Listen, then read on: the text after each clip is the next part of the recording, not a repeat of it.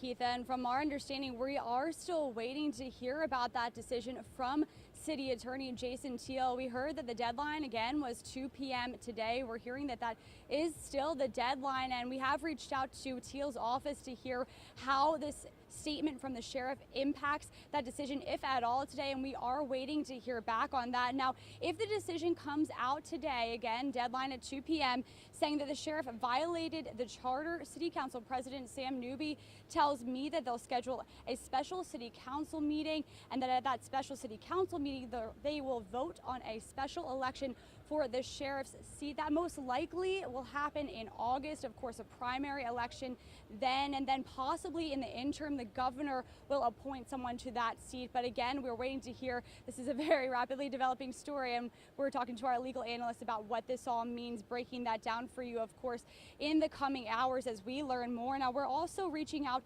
to city officials here, and I want to give you some reaction about what we've heard so far.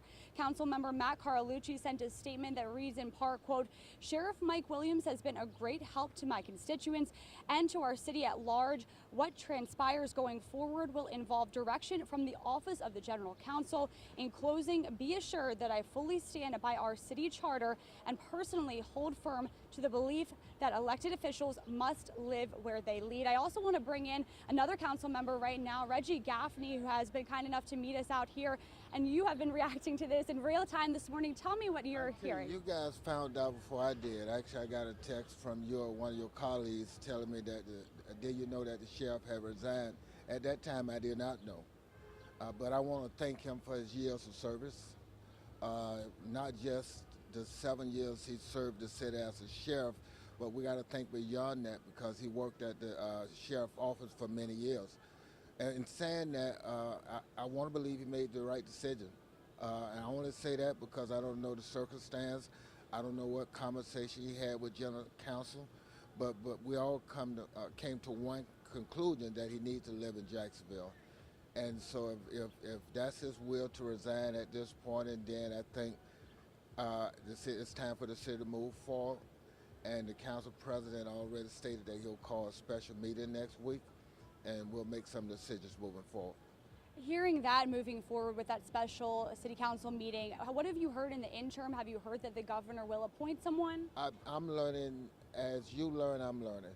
I just found out last Friday this, and now we here one weekend, we got a sheriff just to resign who have done a tremendous job for the city.